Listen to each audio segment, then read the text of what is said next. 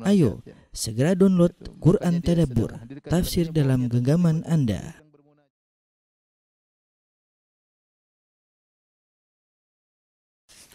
Bismillahirrahmanirrahim. Alhamdulillahi ala ihsanih wa syukru lahu ala taufiqihi wa amtinanih. Asyhadu an la ilaha illallah wahdahu la syarika lahu ta'ziman li sya'ni wa asyhadu anna Muhammadan abduhu wa rasuluhu da'ila ridwanih. Allahumma salli alaihi wa ala alihi wa ashabihi wa ikhwanih. Para pemirsa yang dirahmati oleh Allah Subhanahu wa taala, kita lanjutkan bahasan kita dari Syarah Al-Aqidah Al-Wasithiyah karya Syekhul Islam Ibn Taimiyah rahimahullahu taala. Dan kita sudah selesai dari bagian pertama, yaitu istidlal Ibn Taimiyah ya dengan ayat-ayat Al-Qur'an yang menunjukkan akan sifat-sifat Allah Subhanahu wa taala. Maka pada mulai bab kali ini, pertemuan kita kali ini, kita membahas tentang istidlal ala isbati asma'illahi wa sifati minas sunnah, yaitu berdalil tentang adanya nama-nama Allah dan sifat-sifat Allah tapi dari hadis Nabi sallallahu alaihi wasallam. Dari Al-Qur'an sudah selesai, sekarang dari hadis Nabi sallallahu alaihi wasallam. Kemudian Syekhul Islam Ibnu Taimiyah rahimahullah berkata, faslun, fasal, thumma fi sunnati Rasulillah sallallahu alaihi wasallam. Kemudian datang nama-nama dan sifat-sifat Allah dalam sunnah Rasulullah sallallahu alaihi wasallam. Fasunnah tufassirul Qur'an, sunnah menafsirkan Al-Qur'an, wa tubayyinuhu dan menjelaskannya, wa tadullu alaihi dan menunjukkannya, wa tu'abbiru anhu dan mengungkapkannya. Wa ma wasafa ar-rasulu bihi rabbahu minal ahadits as-sihah allati talaqaha ahlul ma'rifati bil qabul wajib al-imanu biha kadzalik. Maka sifat-sifat yang Rasulullah SAW berikan kepada Rabb-Nya tentang Allah Subhanahu wa taala yang datang dalam hadis-hadis yang sahih, yang hadis-hadis tersebut diterima oleh ahlul ma'rifah, yaitu ahlul hadis menerimanya hadis-hadis tersebut, wajibal imanu biha, maka wajib untuk beriman dengan hadis tersebut, kadzalik, demikian pula. Sebagaimana artinya Syekh Ibnu Taimiyah mengatakan, sebagaimana kita beriman dengan Al-Qur'an, maka demikian juga kita beriman dengan hadis-hadis Nabi sallallahu alaihi wasallam. Sebagaimana kalau sifat-sifat Allah datang dalam Al-Qur'an kita imani, maka demikian juga sifat-sifat yang datang dalam hadis-hadis yang sahih juga kita imani. Dan ini metode ahli sunnah wal jamaah. Mereka tidak membedakan antara Al-Qur'an dan hadis-hadis yang sahih. Ya, dalam menetapkan akidah, ya, sebagaimana dalam menetapkan fikih. Ya. Kalau masalah fikih kita ambil Al-Quran dan Sunnah, demikian juga akidah kita ambil Al-Quran dan Sunnah. Karena ini akan menjelaskan perbedaan antara akidah Ahlus Sunnah wal Jamaah dengan akidah Ahlul Bidah. As-Sunnah, ya,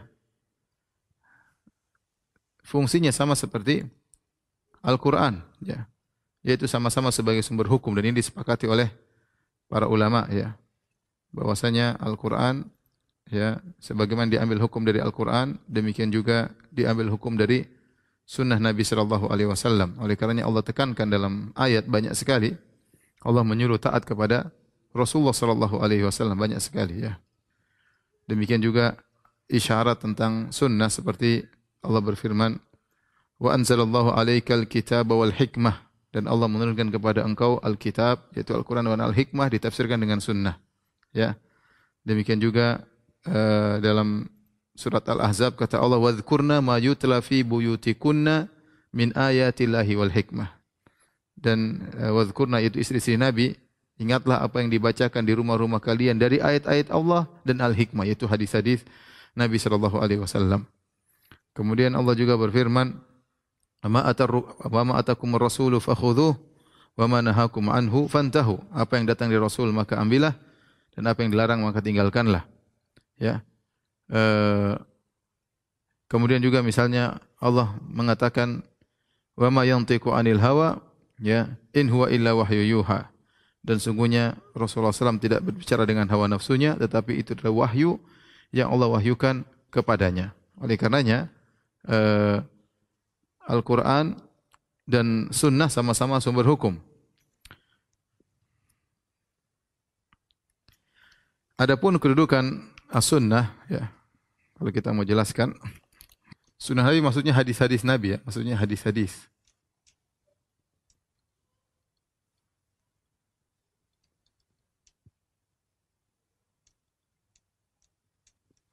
Kalau kita mau bagi fungsi sunnah bisa menjadi dua, ya. Pertama adalah menguatkan sebagai penguat apa yang datang dalam Al-Quran.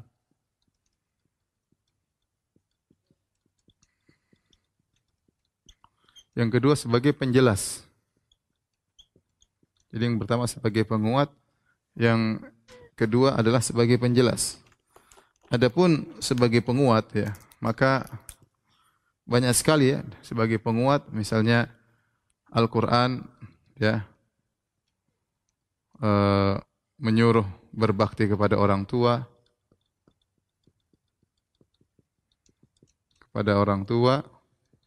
demikian juga hadis ya. Banyak yang menunjukkan hal tersebut.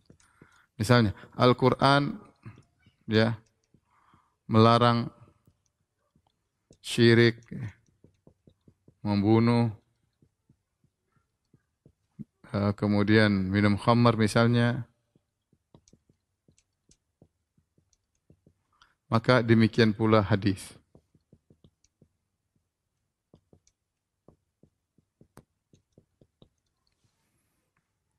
Ini di antara fungsi sunnah. Kemudian ada fungsi ketiga, ya, membawa hukum baru, menjelaskan atau menetapkan, bukan menjelaskan, menetapkan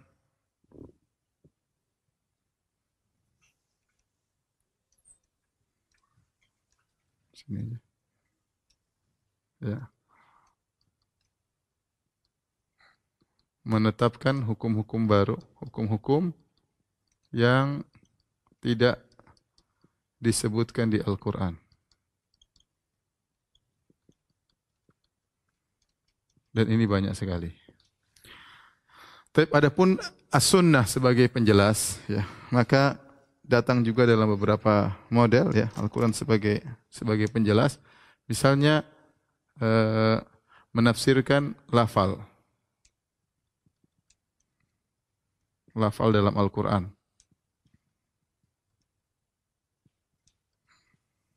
Yang kedua, misalnya menjelaskan yang mujmal. Yang mujmal. Dalam kurung global, masih global. Kemudian yang ketiga, misalnya mengkhususkan yang umum.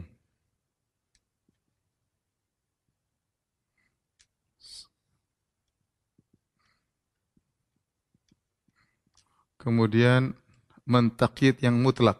Contoh, mentakyid yang mutlak. Ini sedikit berkaitan dengan masalah usul fikih. Ya. Contoh misalnya, sederhana aja, menafsirkan lafal dalam Al-Quran, seperti kita sudah bahas kemarin tentang melihat Allah. Allah berfirman, misalnya, lilladzina ahsanu al-husna wa ziyadah. Bagi orang-orang yang berbuat kebajikan dapat al-husna surga wa ziyadah, tambahan. Nah, apa yang dimaksud dengan tambahan ini? Ya, maka datang hadis menjelaskan bahwasanya tambahan tersebut, ya, tambahan tersebut sama dengan ru'yatullah, ya, melihat ru'yatullah fil jannah. Melihat Allah di surga. Dari mana kita tahu ziyadah maknanya? Dari Al-Quran. Dari Al-Quran.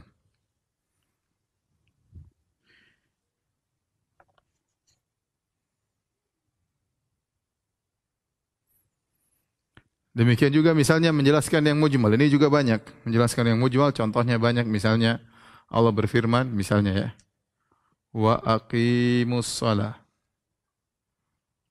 wa atuz zakah. Baik. Bagaimana tata cara salat? Bagaimana tata cara zakat? Ya. Tata cara zakat, tata cara salat. Berapa rakaat? Berapa rakaat?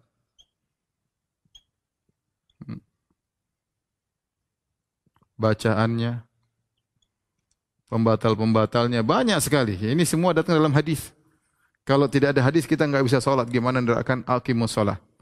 Wa atuz zakat, misalnya tentang nisab, haul zakat, kemudian macam-macam zakat ya.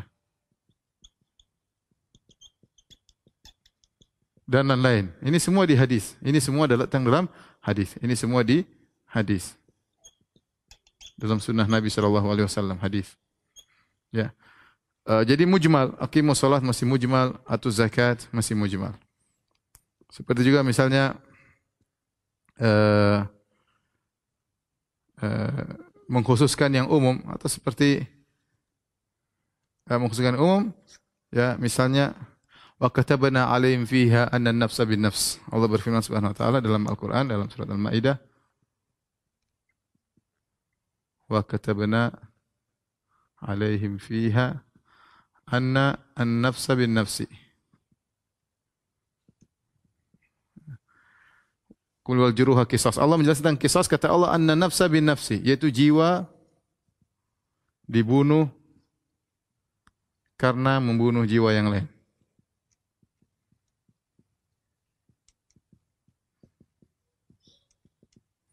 Ini umum, ada jiwa dibunuh maka jiwa dibunuh. Tapi datang sunnah menjelaskan misalnya, dikhususkan oleh sunnah, misalnya la yaqtul misalnya al-walid bi waladihi, misalnya yaitu seseorang tidak dibunuh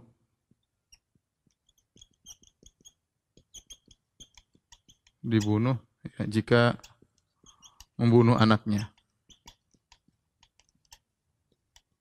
Jadi kalau ada seorang dia membunuh anaknya, dia tidak dibunuh. Seperti juga al-muslim la yuqtal muslim bil kafir ya.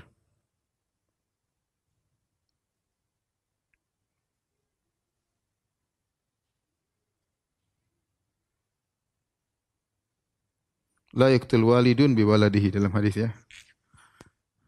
La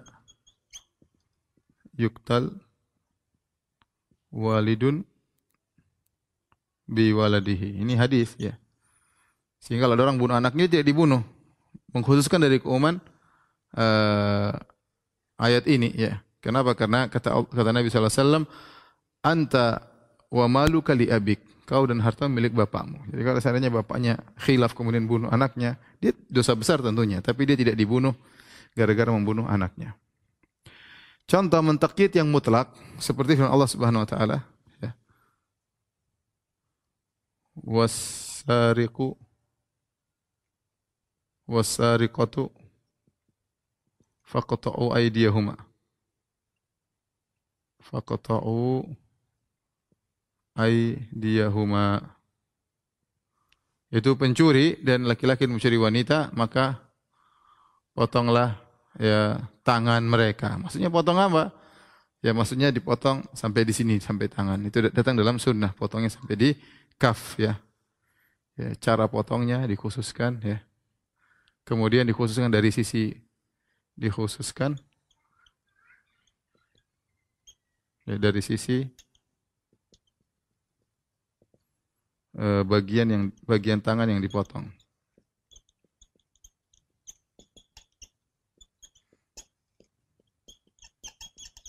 Itu hingga pergelangan.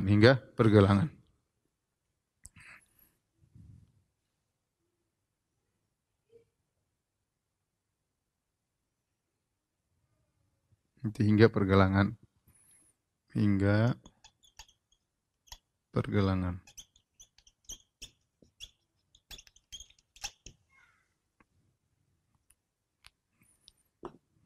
Ini diantara fungsi sunnah ya.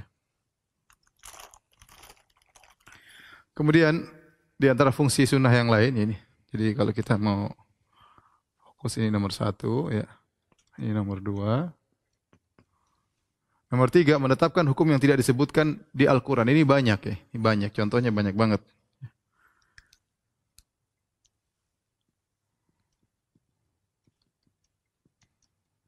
Banyak ahkam janaiz tentang jenazah. Misalnya hukum-hukum berkaitan dengan jenazah, ya.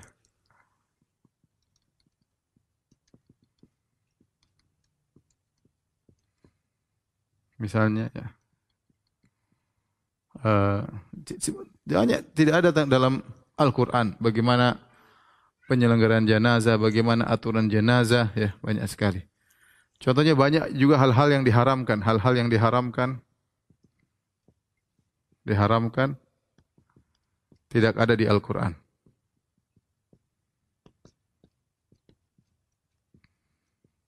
Contohnya apa? Contohnya tato, ya, mencukur alis, ya, dan lain-lain. Banyak di Al-Quran tidak ada. Dalam hadis ada, ya. Dalam hadis tidak ada. Kata Nabi sallallahu alaihi wasallam, "La'anallah al-washimah wal mustaushimah." Ya. Allah melaknat wanita yang mentato dan yang minta ditato. Oleh karenanya tatkala Ibnu Mas'ud mengatakan demikian, ada yang protes, dia berkata, "Ya Ibnu Mas'ud sudah baca dalam Al-Quran tidak ada." Kata dia, "Kenapa engkau melaknat orang yang mentato dan ditato?" Kemudian kata Ibnu Mas'ud, "Bagaimana la kaif malila al-an man yul'an fi kitabillah atau kama qala." Kenapa aku tidak melaknat orang yang dilaknat dalam Al-Quran? Dia bilang, saya sudah cek Al-Quran, enggak ada orang bertato dan minta ditato dilaknat. Ya. Kata Ibnu Mas'ud, kalau kau baca dengan detail, kau akan dapatkan firman Allah, "Wa ma atakumur rasulu fakhudhu wa ma nahakum anhu fantahu." Apa yang datang dari Rasul, ambillah, dan apa yang dilarang oleh Rasul, maka tinggalkan. Dan Rasulullah SAW telah melaknat wanita yang bertato dan minta ditato. Di Al-Quran banyak sekali, ya. Di antara yang contoh yang mengkhususkan seperti firman Allah Subhanahu wa taala, "Hurrimat alaikumul maitatu." Contoh lagi misalnya, "Hurrimat alaikumul maitatu." Hurrimat alaikumul. Ini pembahasannya di kitab usul fikih banyak. Hurrimat alaikumul maitatu waddamu. Kemudian kata Nabi sallallahu alaihi wasallam, dihalalkan bagiku al-maitatan waddaman. Dihalalkan bagiku dua bangkai, di antaranya al-jarad, ya. Bangkai belalang, kemudian demikian juga bangkai ikan, ternyata halal, ya, maka ini mengkhususkan ayat ini. Ini contoh hal yang berkaitan dengan fungsi as-sunnah. Oleh karenanya muncul golongan misalnya Al-Qur'aniyun yang mengatakan bahwasanya kita tidak perlu menjalankan agama ini dengan Al-Qur'an, dengan as-sunnah, maka ini adalah kelompok yang batil. Sampai ditulis sebuah risalah judulnya Al-Qur'aniyun. Itu orang-orang yang menolak hadis-hadis Nabi sallallahu alaihi wasallam. Ya, karena kalau dia mau komitmen dengan Al-Qur'an saja, maka dia tidak bisa menjalani kehidupan. Terlalu banyak permasalahan-permasalahan yang tidak bisa dia jalankan. Contoh misalnya firman Allah, "Wa aqimus shalah," dan dirikanlah salat. Bagaimana cara jalankan salat? Kalau tidak ada penjelasan dari Nabi sallallahu alaihi wasallam. Kemudian wa atuz zakat, gimana cara bayar zakat dengan detail? Perhitungannya, nisabnya, haulnya, kalau ada masalah-masalah yang detail dan permasalahan zakat banyak, ya, tentu dia tidak bisa mengerjakan hal tersebut. Sama haji, ya, walillahi ala nasi hijjul baiti man istata'a ilaihi sabila, dan wajib bagi manusia untuk berhaji bagi yang mampu. Bagaimana cara menjalankan haji dengan detail dijelaskan oleh Nabi sallallahu alaihi wasallam. Nah, kalau kita meninggalkan hadis-hadis Nabi, maka tidak bisa menjalankan Islam. Oleh karenanya para ulama mengatakan, orang yang menolak hadis-hadis Nabi maka dia kafir. Orang yang menolak hadis Nabi dia telah kafir, ya, karena Nabi sallallahu alaihi wasallam lah yang datang untuk menjelaskan Al-Qur'anul Karim. Nah, kemudian pembahasan berikutnya sunnah Nabi, ya.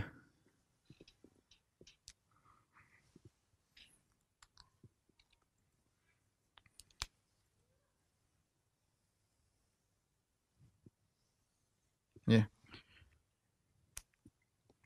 Sunnah Nabi atau hadis Nabi sallallahu alaihi wasallam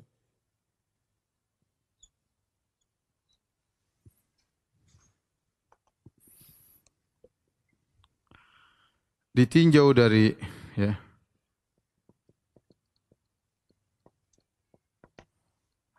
jalan yang sampai kepada jalan yang jalur-jalur atau jalan-jalan yang sampai kepada kita terbagi menjadi dua. Ini pembagian, ya. Sebenarnya tidak begitu perlu, cuma disampaikan dalam angka untuk menjelaskan mana hadis yang sangat kuat dan mana yang tidak begitu kuat, ya. Yang pertama yang mutawatir. Yang kedua namanya hadis ahad.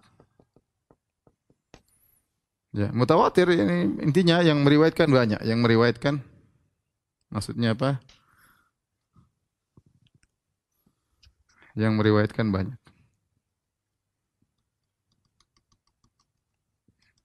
Banyak sahabat, lebih dari 10. Ya, ada yang mengatakan, ada yang berpendapat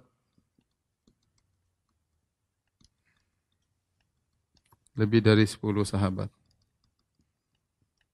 Adapun ahad yang kurang daripada itu.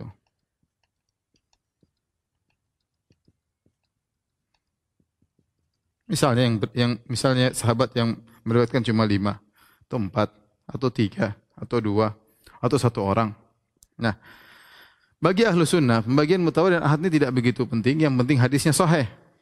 Ahad sahih, mutawatir sahih, dan mutawatir lebih sahih daripada ahad. Dia hanyalah perlu di pembagian seperti ini dalam rangka penekanan. Misal terjadi pertentangan, taruhlah terjadi pertentangan antara hadis mutawatir dan hadis ahad, maka kita kedepankan hadis mutawatir. Namun itu tidak terbayangkan, terbayangkan. Tapi seandainya terjadi pertentangan mutawatir dengan ahad, maka kita bilang hadis mutawatir lebih utama kalau tidak bisa dikompromikan karena mutawatir lebih kuat, lebih sahih dibandingkan hadis ahad. Tetapi bagi ahlu sunnah wal jamaah, mutawatir dan ahad kalau sahih, hadis ahad, maka tetap diambil sebagai sumber hukum baik dalam masalah ilmiah atau masalah amaliyah, baik dalam masalah akidah maupun dalam masalah fikih. Ya, bagi ahlu sunnah bagaimana sikap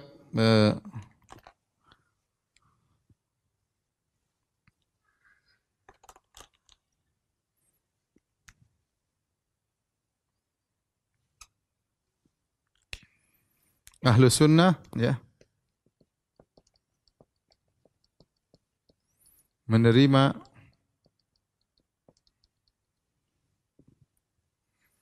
menjadikan hadis ahad yang sahih sebagai sumber hukum baik dalam masalah akidah, masalah fikih maupun masalah akidah maupun akidah. Karena sama-sama dari Nabi SAW. Ahlul bid'ah, ya, di antaranya adalah Mu'tazilah dan sebagian atau Asy'ariyah, bahwasanya hadis ahad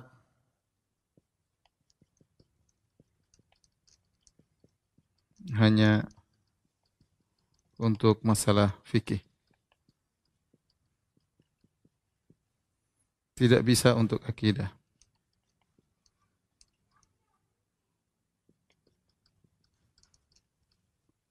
Terutama orang-orang Mu'tazilah dan diikuti oleh sebagian daripada Asy'ariyah, ya. Jadi kalau hadisnya mutawatir mereka sepakat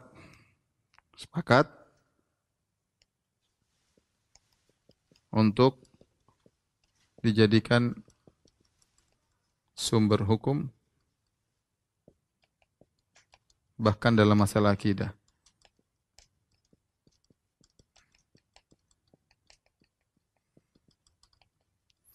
Teorinya seperti ini teori. Saya bilang ini teori. Teorinya demikian. Ini sepakat ini, teorinya demikian.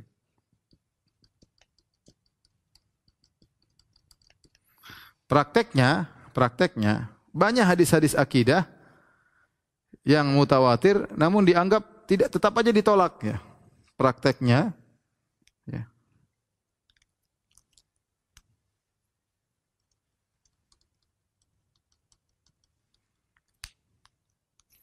Banyak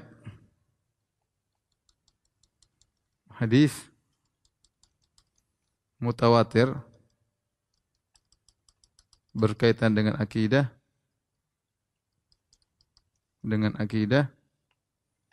ditolak atau ditakwil. Contoh,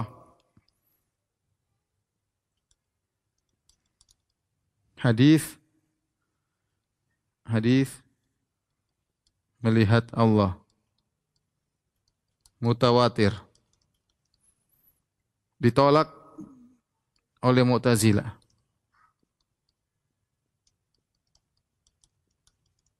Dianggap ahad. Ini karena kejahilan seperti disampaikan oleh Al-Qadhi Abdul Jabbar dalam kitabnya Syarah Al-Usul Al-Khamsah. Hadis tentang melihat Allah, hadisnya mutawatir, diriwayatkan 20 sahabat lebih. Namun dia bilang hadisnya ahad sehingga dia tolak. Padahal hadisnya mutawatir. Contoh masalah apa lagi? Masalah azab kubur.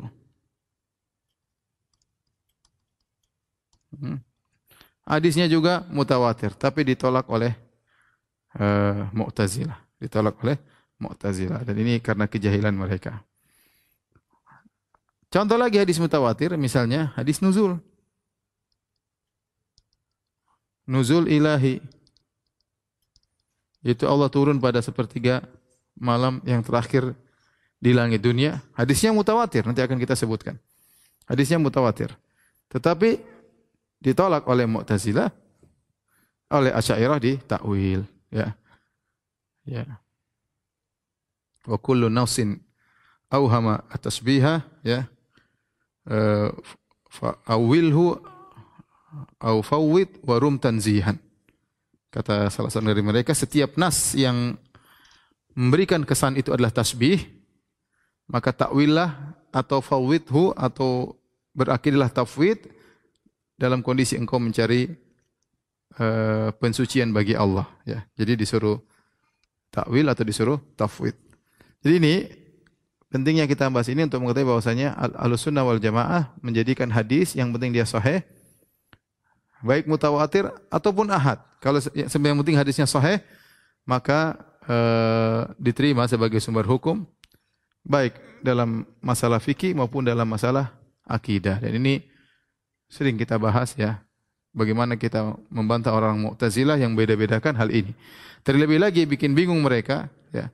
Ternyata dalam sebagian hadis masalah fikih tapi dalamnya masalah akidah. Contoh, misalnya dalam hadis barang siapa yang duduk di tasyahud maka falyata'awwadz min arba', kata Nabi, hendaknya dia berlindung dari 4 perkara, dari fitnah neraka, fitnah azab kubur, fitnah kehidupan dan kematian, fitnah dajjal. Secara hukum fikih ini hadis berkaitan dengan masalah fikih. Bahwasanya seorang tatkala di tasyahud akhir disunahkan membaca doa ini. Fikihnya demikian. Tapi ternyata isi hadis tersebut ada akidahnya, yaitu tentang beriman kepada adanya azab kubur dan akan adanya dajjal di penghujung dunia ini, ya. Sehingga bagaimana mau ditolak dari satu sisi? Kalau Mu'tazilah kita hadapkan hadis seperti ini, yang mereka mengatakan kita hanya mengambil hadis ahad untuk fikih, adapun untuk akidah enggak. Nah, sekarang hadis satu paket. Di situ hadis fikihnya bolehnya berdoa setelah di tatkala tasyahud dengan berlindung dari 4 perkara ini, dan itu disunahkan. Tetapi ternyata isinya akidah, ada berlindung dari azab kuburan, itu masalah akidah, bahwasanya di kuburan ada azab. Kemudian berlindung dari dajjal, yang akan berlindung dari fitnah dajjal yang akan datang pada hari kiamat, juga masalah akidah, masalah masa depan. Bimbang mereka seperti ini. Kemudian kenyataannya bahwasanya hadis-hadis tentang masalah fikih, tentang masalah misalnya salat duha ke salat malam ke, banyak berbicara tentang akidah, tentang pahala. Bukankah pahala semua masalah akidah? Kenapa kita menjadikan hadis tersebut sebagai sumber hukum kita melakukan suatu amal ibadah? Kecuali kita meyakini di balik amal ibadah ini ada keyakinan, ada pahala.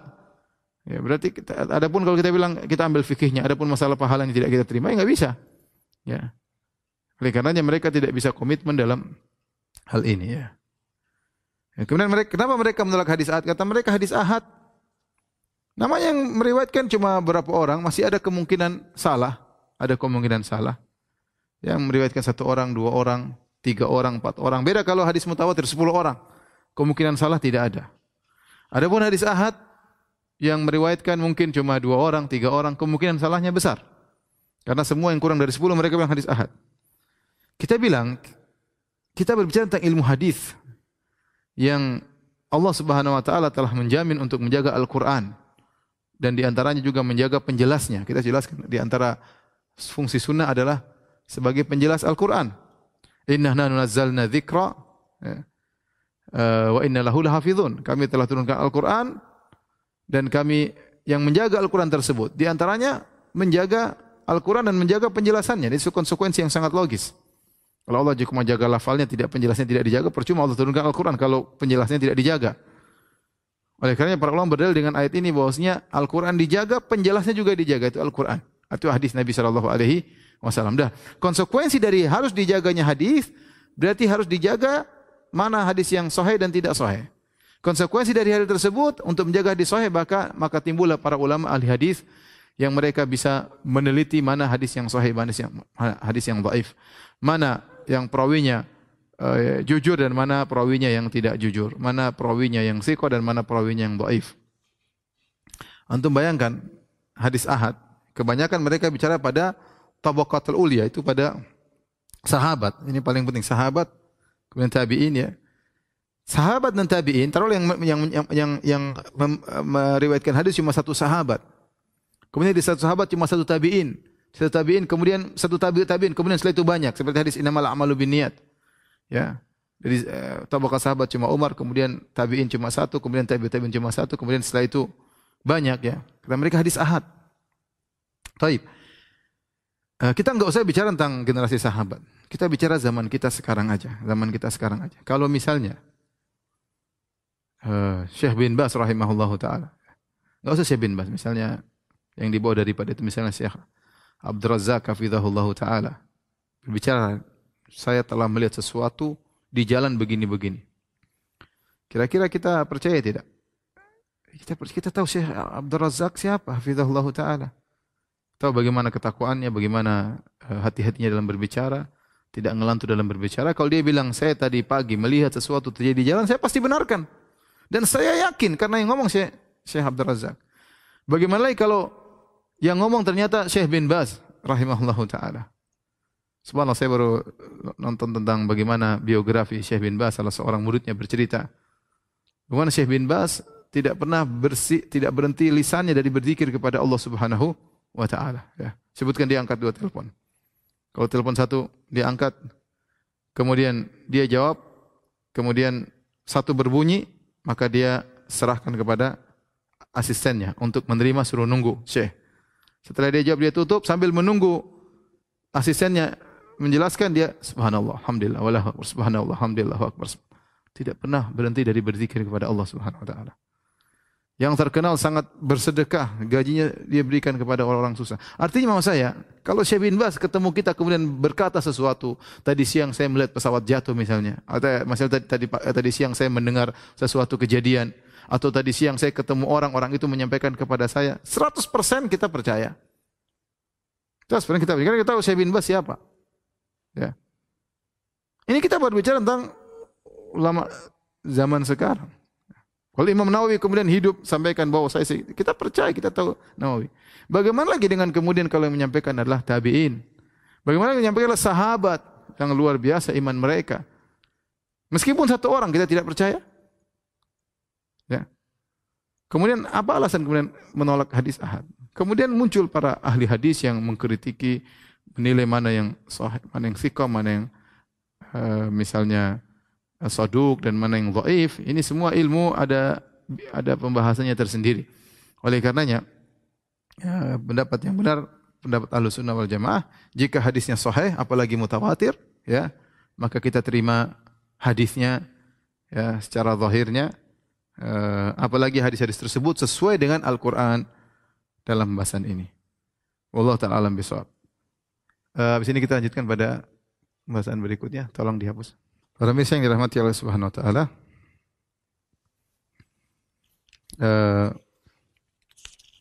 Bahasan pertama kita akan bahas tentang hadis yang dibawakan oleh Syekh Islam Taimiyah dalam Syarah Al-Aqidah Wasithiyah atau Al-Aqidah Wasithiyah. Itu tentang hadis nuzul, tentang nuzul ilahi, tentang turunnya Allah Subhanahu wa taala ke langit dunia. Kata Syekh Islam Taimiyah rahimahullah taala, "Fa min dzalika mithlu qawlihi." Di antaranya adalah seperti sabda Nabi sallallahu alaihi wasallam diriwayatkan Imam Bukhari dan Imam Muslim, ya. Yanzilu Rabbuna ila sama'id dunya kulla lailatin. Rabb kita turun ke langit dunia setiap malam. Hina yabqa thuluthul lail al-akhir. Tatkala tersisa sepertiga malam yang terakhir. Fayaqul man yad'uni fa astajiba lahu. Maka Allah berkata, siapa yang berdoa kepadaku fa astajiba lahu, maka aku akan kabulkan doanya. Man yas'aluni fa a'tiyahu. Siapa yang meminta kepadaku, maka aku akan kabulkan permohonannya. Man yastaghfiruni fa aghfiralah. Barang siapa yang mohon maaf kepadaku, mohon ampun kepadaku, maka aku akan mengampuninya. Ya. Ini hadis saya ulangi, kata Nabi sallallahu alaihi wasallam, yanzilu Rabbuna ila sama'id dunya kulla lailatin hina yabqa thuluthul akhir minal lail atau thuluthul lail akhir. Bahwasanya Rabb kita turun ke langit dunia setiap malam tatkala tersisa sepertiga malam yang terakhir.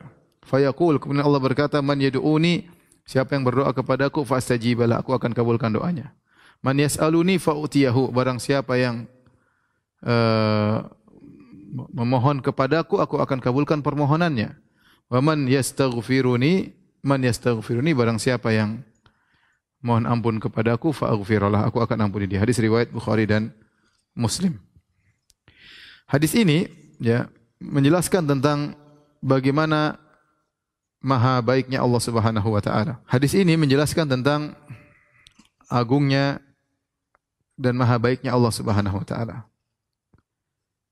Jika seorang miskin berjalan jauh bersusah payah menuju si kaya untuk meminta bantuannya, maka itu suatu perkara yang wajar. Seorang miskin berjalan dengan jauh-jauh menuju si kaya untuk minta bantuannya, maka ini suatu yang sangat wajar. Ya, tidak bukan perkara yang mengherankan. Tapi jika ternyata si kaya membuka pintunya, mempersilakan orang miskin untuk datang ke rumahnya, ya, maka ini suatu yang menakjubkan. Lebih menakjubkan lagi jika orang kaya yang keluar mencari orang miskin. Orang kaya yang kemudian bawa kekayaannya, dia ketuk pintu rumah orang miskin, kemudian dia memberikan kekayaan tersebut. Ini perkara yang lebih menakjubkan. Bagaimana lagi jika yang kaya tersebut adalah Al-Ghani, yang maha kaya, Allah Subhanahu wa taala. Allah Subhanahu wa taala sepertiga malam yang terakhir turun ke langit dunia mencari hamba-hambanya dan menawarkan kepada hamba-hambanya, hal min sa'ilin fa'utiya su'lah, hal min da'in ya fa astajiba lahu. Apakah ada yang berdoa akan aku kabulkan doanya? Apakah ada yang minta aku kabulkan permohonannya? Man yastaghfiruni fa aghfirullah. Barang siapa yang beristighfar, aku akan ampuni dosa-dosanya. Maka kalau kita tahu hadis ini, kita jadi semangat untuk bangun malam, untuk mencari muka perhatian di sisi Allah Subhanahu wa taala. Ya, makanya Nabi sallallahu alaihi wasallam mengatakan, "Shallu bil lail wan nasu niyam tadkhulul jannata bisalam." Salatlah kalian di malam hari tatkala orang sedang tidur, niscaya kalian akan masuk surga dengan penuh keselamatan. Ya. Jadi yang maha kaya mendekat kepada hamba-hambanya, kepada makhluknya untuk memberikan tawaran-tawaran kepada makhluknya tersebut. Ini semua bisa kita pahami betapa agungnya Allah, betapa baiknya Allah, betapa rahmatnya Allah jika kita meyakini bahwasanya yang turun memang Allah Subhanahu wa taala. Allah yang turun sebagaimana zahir daripada hadis ini. Tetapi seandainya kalau hadis ini kita takwil, kita katakan yang turun bukan Allah maksudnya, tapi perintahnya, rasanya hilang ya. Kenikmatan tatkala kita bangun malam, kita cuma yang turun cuma rahmatnya. Kemudian rasanya hilang kalau ditakwil mengatakan itu yang turun cuma malaikat, bukan Allah Subhanahu wa taala. Tidak rasa kedekatan kepada Allah Subhanahu wa taala. Ada lagi yang mengatakan yang turun hanyalah perintahnya. Hilang suasana tersebut. Ya. Oleh karenanya hadis ini tentang turunnya Allah Subhanahu wa taala ini hadis yang menjadi pembahasan topik yang dibahas oleh Ahlus Sunnah wal Jamaah sebagai pembeda antara Ahlus Sunnah wal Jamaah dengan Ahlul Bidah ya. Baik, hadis yang pertama adalah hadis tentang an-nuzul al-ilahi, sifat nuzul. Itu Allah turun ke langit dunia.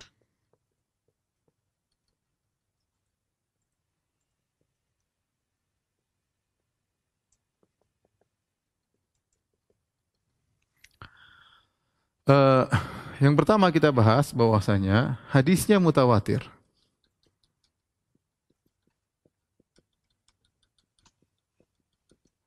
Yang kedua kita bahas ya bahwasanya para ulama ijma, ahlus sunnah ijma menetapkan hadis ini.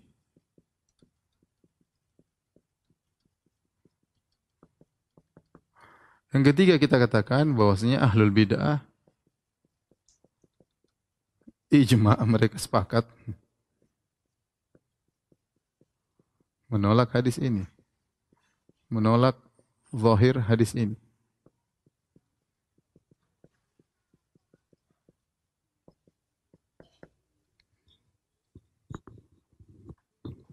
Taib. Adapun hadisnya mutawatir ya, maka telah dinyatakan oleh banyak ulama ya. Ada risalah ilmiah yang ditulis tentang masalah ini, khusus tentang masalah ini, yaitu judulnya Sifat An-Nuzul Al-Ilahiyah wa Raddus Syubhat Haulaha. Sifatun Nuzul Al-Ilahiyah wa Raddus Syubhat Haulaha, dan ini ada juga di internet, bisa dicari insyaallah di internet PDF-nya ya. Dalam buku tersebut sang penulis menukil dari 55 ulama salaf ya. 55 ulama salaf yang meriwayatkan tentang hadis ini.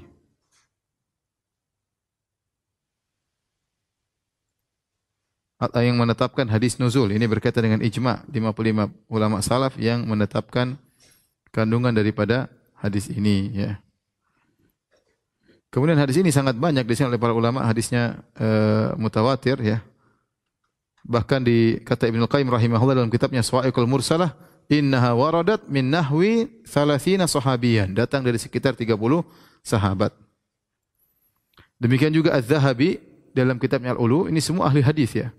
Ibnu Qayyim ahli hadis, terkadang perkataan dia tentang hadis dinukil oleh Ibnu Hajar rahimahullahu taala. Apalagi Az-Zahabi, ulama besar dari mazhab Syafi'i yang ahli hadis ya. Yang pakar dalam hadis ya.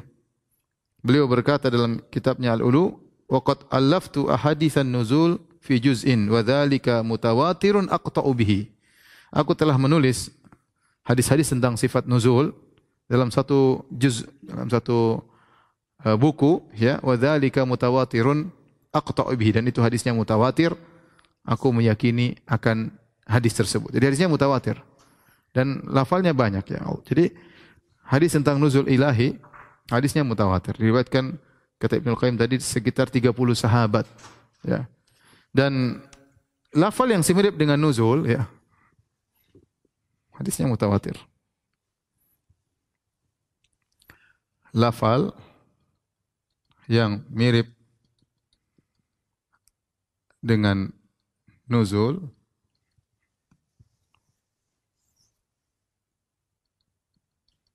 atau mirip atau yang semakna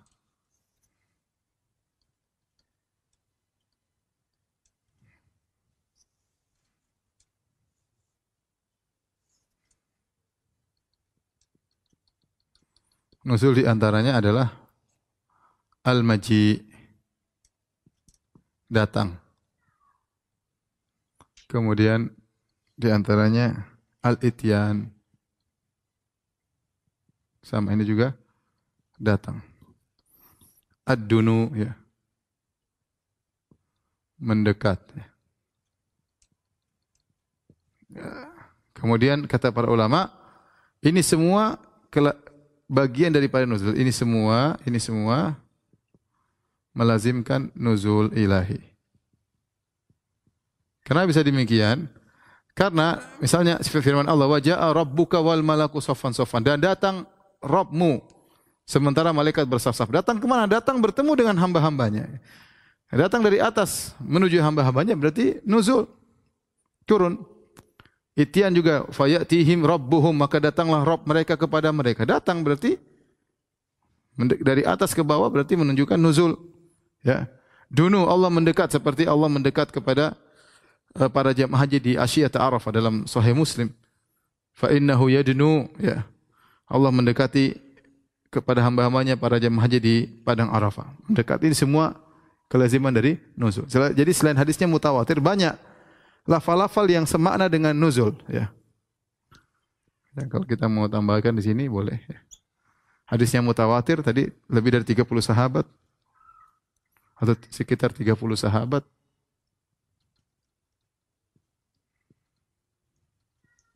Yang meriwayatkan.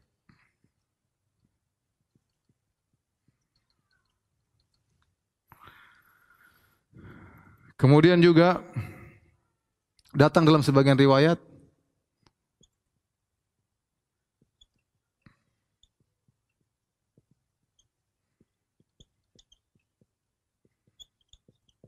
di antaranya thumma sa'ada, ya. Ya, kemudian Allah naik.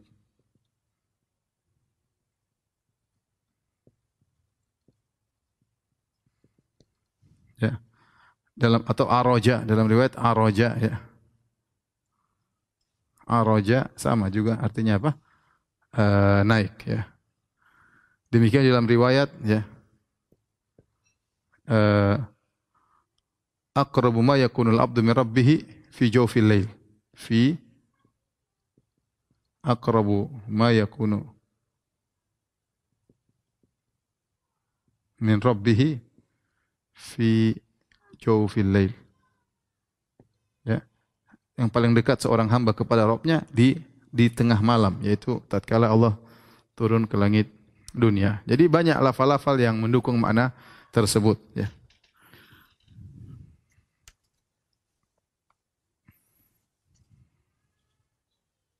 Adapun ijma ulama, ya, maka sangat banyak, ya. Saya bacakan, ya, perkataan Al-Imam Syarik bin Abdullah wafat 177 Hijriah ketika beliau ditanya bahwasanya kaum Mu'tazilah mengingkari hadis tentang nuzul, tentang Allah Subhanahu wa taala turun ke langit dunia. Maka beliau pun meriwayatkan sekitar 10 hadis tentang nuzul. Jadi Imam Syarik bin Abdullah ketika membantah Mu'tazilah, beliau meriwayatkan 10 hadis tentang nuzul. Kemudian beliau berkata, "Amma nahnu faqad akhadna dinana hadza anit tabi'in." Adapun kami, maka kami telah mengambil agama kami ini dari tabi'in. An ashabi Rasulillah sallallahu alaihi wasallam, dari sahabat Rasulullah. Tentang hadis nuzul ini kami riwayatkan dari tabi'in, dari sahabat Rasulullah sallallahu alaihi wasallam. Fahum amman akhadhu. Adapun mereka menolak hadis nuzul, mereka ngambil dari mana? Sebutkan salaf mereka. Seakan-akan Imam Syarik bin Abdullah bertanya, salaf mereka siapa? Sehingga mereka berani menolak hadis nuzul. Adapun kami jelas, masalah akidah kami ambil dari tabi'in, dari para sahabat. Ini diriwayatkan oleh Al-Baihaqi dalam Asma' Sifat nomor 949.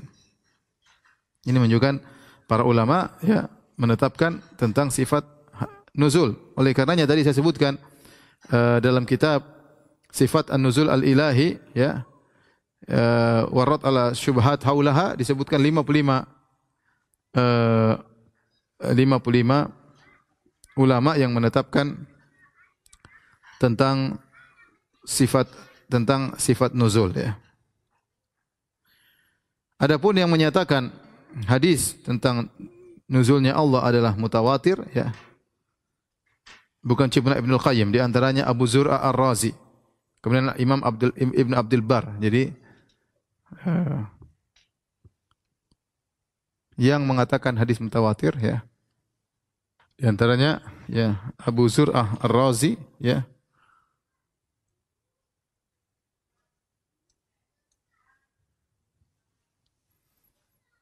Abu Zur'ah Ar-Razi. Kemudian Imam Ibnu Abdul Bar, ulama Malikiyah. Kemudian di antaranya adalah Al-Hafiz Abdul Ghani Al-Maqdisi. Abdul Ghani Al-Maqdisi. Ini semua al-hadis. Kemudian di antaranya Syekhul Islam Ibnu Taimiyah rahimahullah, kemudian Ibnul Qayyim muridnya rahimahullahu taala. Ini semua ulama al-hadis. Tadi saya ulang lagi satu, Az-Zahabi. Terlupa, Az-Zahabi rahimahullah. Ini di antara ulama-ulama, semuanya pakar hadis.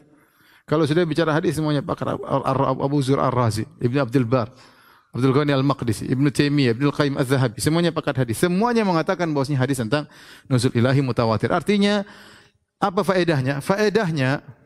Faedahnya hadis nuzul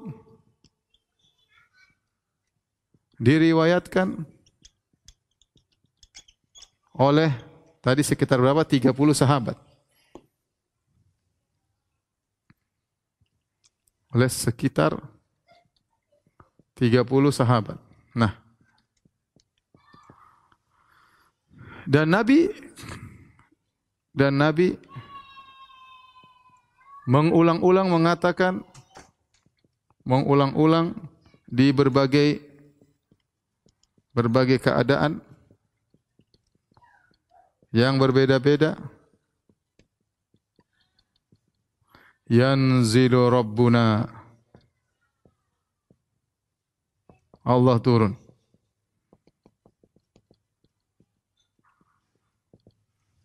Kalau seandainya yang dimaksud bukan Allah yang turun, harusnya Nabi sekali saja jelasin. Dalam satu riwayat Nabi bilang malaikat yang turun. Dalam satu riwayat Nabi mungkin mengatakan yang turun perintahnya atau yang turun rahmatnya. Tetapi Nabi di mana-mana bilang yanzilu Rabbuna, telah turun Rabb kami. Telah turun Rabb kami. Kalau ternyata yang turun rahmat bukan suatu yang istimewa, rahmat Allah turun setiap saat. Tapi bayangkan 30 sahabat, berarti Nabi yanzilu Rabbuna, turun Rabb kami. Ini maksudnya faedah kenapa disebut mutawatir. Sehingga kita tidak bisa dibantah oleh Mu'tazilah dengan mengatakan hadisnya dhaif. Tidak, hadisnya sahih, mutawatir. Dengan riwayat-riwayat berbeda-beda, di antaranya yanzilu Rabbuna, turun Rabb kami. Dan diriwayatkan sekitar 30 sahabat. Sebagian berkata Ibnu Qayyim rahimahullahu taala, ya. Ya Allah mendekat, Allah datang, Allah turun, banyak sekali ya. Maka kita beriman tentang hadis-hadis ini. Sekarang yang menyatakan atau bahwasanya ijma, bahwasanya para ulama mereka menerima hadis ini, ya.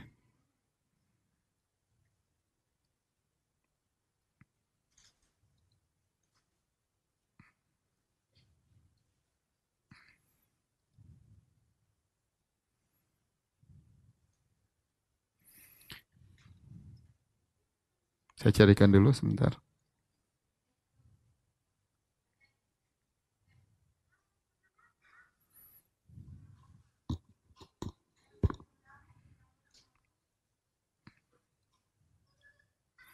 Seperti yang dinukil oleh Abu Isa At-Tirmidzi. Abu Isa At-Tirmidzi dalam kitabnya Sunan At-Tirmidzi, ya, jilid 3 halaman 41, tatkala beliau membahas hadis 662. Tentang hadis 622, di situ ada pembahasan tentang innallaha yaqbalu shadaqata, hadis sahih, innallaha yaqbalu shadaqata wa ya'khudhuha bi yamini fayurabbiha li ahadikum. Sungguhnya Allah menerima sedekah dan Allah mengambilnya dengan tangan kanannya lalu Allah memperbesar sedekah tersebut. Di sini ada penyebutan tangan kanan. Kemudian kata Abu Isa At-Tirmidzi, penulis Sunan Tirmidzi, beliau berkata, waqad qala ghairu wahidin min ahli al-ilmi fi hadzal hadits wa ma yushbihu hadza min riwayat min as-sifat. Dan telah berkata lebih dari seorang dari ahlul ilmi tentang hadis ini dan hadis-hadis yang sifat yang semisal ini. Wa nuzuli Rabbi tabaraka wa ta'ala kulla lailatin. Di antaranya hadis tentang turunnya Rabb Subhanahu wa taala setiap malam di langit dunia, ila sama'id dunia. Qalu, mereka para ulama berkata, ya qad tathbutur riwayatu fi hadza wa yu'manu biha, yaitu hadis-hadis tersebut sahih dan diimani, wala yutawahhamu, dan jangan disangka-sangkain, dibagi-bagaimanakan, wala yuqalu kaifa, dan jangan berkata bagaimana turunnya, jangan. Hakadza ruwiya, demikianlah ini diriwayatkan dari siapa? Dan an Malik, dari Malik bin Anas. Sufyan ibnu Uyainah, para ulama-ulama salaf, Abdullah bin Mubarak, annahum qalu, mereka semua berkata fi hadhil ahadits amirruha bila kaif. Ya, imani saja, tetapkanlah dan jangan tanya bagaimananya. Wa hadza qaulu ahli ilmi min ahli sunnati wal jamaah. Dan ini adalah perkataan ahlul ilmi, ulama dari kalangan Ahlussunnah wal Jamaah. Wa ammal Jahmiyah, adapun Jahmiyah, Fa ankarat hadhihi riwayat, maka mereka menolak riwayat termasuk hadis nuzul disebutkan oleh Abu Isa Tirmizi. Wa qalu hadza tashbih, kata mereka ini tasbih kepada makhluk. Wa qad dzakara Allah azza wa jalla fi ghairi mawdhi'in bi kitabihi al-yad wa sam' wal basar. Allah banyak dalam Al-Qur'an menyebutkan tentang tangan, mendengar dan melihat. Fata'awwalatil Jahmiyah hadhil ayah, maka orang Jahmiyah mentakwil ayat-ayat ini dan mereka fafassaruha ala ghairi ma fassara ahlul ilmi, dan mereka mentafsirkan tidak sesuai dengan tafsiran ahlul ilmi. Wa qalu inna Allah lam yakhluq Adam biyadihi. Mereka mengatakan Allah tidak pernah menciptakan Adam dengan tangannya karena mereka menolak Adam. Wa qalu inna ma'nal yadi ahunal quwwah. Kata mereka makna tangan adalah kuat dan seterusnya, ya. Wa qala Ishaq bin Ibrahim, dan Ishaq bin Ibrahim itu Rahawai, inna ma yakunu tasbih idza qala yadun kayad yadun kayadin. Hanya saja dikatakan tasbih kalau kita bilang tangan Allah seperti tangan makhluk. Au mislu yadin, atau semisal dengan tangan makhluk. Au samun kasamin, atau kita mengatakan pendengaran Allah seperti pendengaran makhluk. Ya. Fa hadha tasbih, inilah tasbih. Amma idza qala kama qala Allah taala yadun wa samun wa basarun, adapun kalau kita berkata seperti firman Allah, tangan, mendengar, melihat, wala yaqulu kaifa, dan tidak berkata bagaimananya, wala yaqulu mithlu samin, dan tidak menyamakan dengan pendengaran yang lain, fa hadza la yakunu tasbihan, dan ini bukan tasbih. Sama tatkala kita mengatakan nuzul, Allah turun, kita tidak mengatakan turun seperti turunnya makhluk. Ya, seperti tangan, kita tidak mengatakan tangan seperti tangannya makhluk, tidak. Tapi sesuai dengan yang layak bagi Allah Subhanahu wa taala. Saya sebutkan, jadi ijma' ulama tadi disebutkan dari perkataan Malik, kemudian Ishaq bin Rahawai, kemudian Sufyan ibnu Uyainah, ya. Semua berpendapat menetapkan sifat-sifat tersebut. Taib, di antaranya Imam Syafi'i rahimahullahu taala yang wafat 204 Hijriah, beliau berkata, "Al-qaulu fi sunnah allati ana 'alaiha wa ra'aitu ashabana 'alaiha ahlul hadits alladzina ra'aituhum wa akhadtu anhum mithlu Sufyan wa Malik wa ghairihima." Akidahku terhadap atau perkataanku tentang sunnah yang aku berada di atasnya, dan aku melihat para sahabatku juga di atasnya di kalangan para ahli hadis yang aku bertemu dengan mereka, dan aku ambil ilmu dari mereka seperti Sufyan ibnu Uyainah, kemudian Malik, dan selain Imam Malik dan selain keduanya. Kemudian beliau menyebutkan, wa anna Allah ta'ala ala arsyihi fi samaihi yaqrubu min khalqihi kaifa yasha, dan Allah berada di atas arsy-Nya, ya, dan Allah mendekat kepada hambanya sebagaimana yang Dia kehendaki. Wa yanzilu ila samai dunya kaifa yasha, dan Allah turun ke langit dunia sesuai dengan dikehendaki. Akal kita enggak sampai, terserah. Kemudian Zakaria bin Yahya As-Saji, wafat 307 Hijriah. Beliau berkata, al-qaulu fi sunnah allati ra'aitu alaihi ashabana ara'aitu alaihi ashabuna ahlul hadis alladzina laqinahum anna Allah ta'ala ala arsyihi fi samai yaqrubu min khalqihi kaifa yasha. Dan aku bertemu dengan ahlu sunnah, mereka berkata Allah di atas arsy-Nya, di langit, dan Dia mendekat kepada makhluknya sebagaimana Dia kehendaki. Kemudian Zuhair bin Abbad, ya, beliau berkata, kullu man adraktu minal masyayikh, semua yang aku ketemui dari para ulama, Malik wa Sufyan, Malik bin Anas, Imam Malik, Sufyan, Fudail bin Iyad, wa Isa, wa Ibn al-Mubarak, wa Waqi' ibn al-Jarrah, kanu yaqulun, mereka semua berkata, an-nuzulu haqqun, Allah turun ke langit ini perkara yang hak, ya. Kemudian Abu Umar At-Talamanki dari mazhab Maliki, dia berkata, ajma'u, ay ahlu sunnah berijma' ala anna Allah ya'ti yaumal qiyamah wal malaikatu saffan li hisabil umam wa ardiha kama yasha wa kaifa yasha. Bahwasanya Allah akan datang pada hari kiamat, sementara malaikat datang bersaf-saf. Allah datang untuk mulai hisab. Ya, datang itu berarti nuzul, Allah turun bertemu dengan hamba-hambanya untuk menghisab mereka, ya. Kemudian juga beliau berkata, wa ajma'u ala anna Allah yanzilu kulla lailatin, dan para ulama ahlu sunnah telah sepakat Allah turun setiap malam ke langit dunia. Ya. Kemudian Abu Nuaim al-Asbahani wafat 430 Hijriah. Beliau berkata, wa ajma'u anna Allah fawqa samawatihi alin ala arsyihi mustawin alaihi. Ya, bahwasanya para ulama sepakat Allah berada di atas langitnya, di atas arsy-Nya, beristiwa di atasnya. Kemudian beliau berkata, yaji'u yaumal qiyamah li fasil qada, Allah datang pada hari kiamat, untuk memulai persidangan. Datang berarti datang memenuhi hamba-hambanya, mendekat kepada hambanya, turun. Kemudian Abu Utsman As-Sabuni, punya kitab Aqidat Salaf Ashabil Hadis, wafat pada 449 Hijriah. Beliau berkata, wa yuthbitu ashabul hadis nuzul rabbi kulla lailatin ila sama'id dunya. Dan ahlul hadis menetapkan turunnya Allah ke langit dunia setiap malam. Ya. Wa kadzalika yuthbituna ma anzalallah. Demikian juga mereka menetapkan apa yang Allah turunkan dalam Al-Qur'an min dzikril maji' wal ityan, tentang Allah datang, al-maji' dan datang. Ya. Kemudian di akhir beliau berkata, wa hadhil jumal allati athbattuha fi hadzal juz'i kanat mu'taqada jami'ihim. Dan semua perkara-perkara yang disebutkan dalam kitab ini, dalam kitabku ini adalah akidah dari seluruh mereka, yaitu para ulama ashabul hadis, para salaf. Lam yukhalif fiha ba'dhum, tidak sebagian dari mereka pun yang menyelisih. Bal ajma'u 'alaiha, dan mereka semua sepakat akan hal ini, kullaha, semuanya disepakati. Jadi ini dalil bahwasanya sifat nuzul adalah perkara yang disepakati oleh ahlu sunnah wal jamaah. Ya. Adapun ahlul bidah maka mereka menolak zahir hadis ini, ya, ditolak atau ditakwil. Ada seorang salaf berdebat dengan seorang ahlul bidah di depan amir atau khalifah. Kemudian berbicara tentang masalah sifat nuzul. Kemudian ahlul bid'ah ini berkata dari kalangan Jahmiyah, ana akfur bi rabbin yanzil. Kata dia, aku kafir kepada Rabb yang turun. Maka Imam Ahlus Sunnah berkata, wa ana ya umin bi rabbin yaf'alu ma yasha, dan aku beriman kepada Rabb yang melakukan apa yang Dia kehendaki. Allah mau turun, terserah Allah Subhanahu wa taala. Kenapa ente larang-larang, ya? Adapun ditakwil sifat nuzul, maka dengan beberapa takwilan, ya, di antaranya ditakwil dengan yang turun adalah perintah Allah, atau yang turun adalah rahmat Allah, yang turun adalah malaikat yang turun, ya. Inilah takwilan mereka. Insyaallah pada pertemuan berikut kita akan bahas tentang bagaimana hakikat sifat nuzul dan juga bagaimana takwil dari para ahlul bidah dan bagaimana bantahannya. Waktu tidak mencukupi. Insyaallah kita bertemu lagi pekan depan khusus bahas tentang syubhat-syubhat yang dilontarkan oleh ahlul bidah seputar sifat nuzul al-ilahi. Demikian wabillahi taufik wal hidayah. Assalamualaikum warahmatullahi wabarakatuh.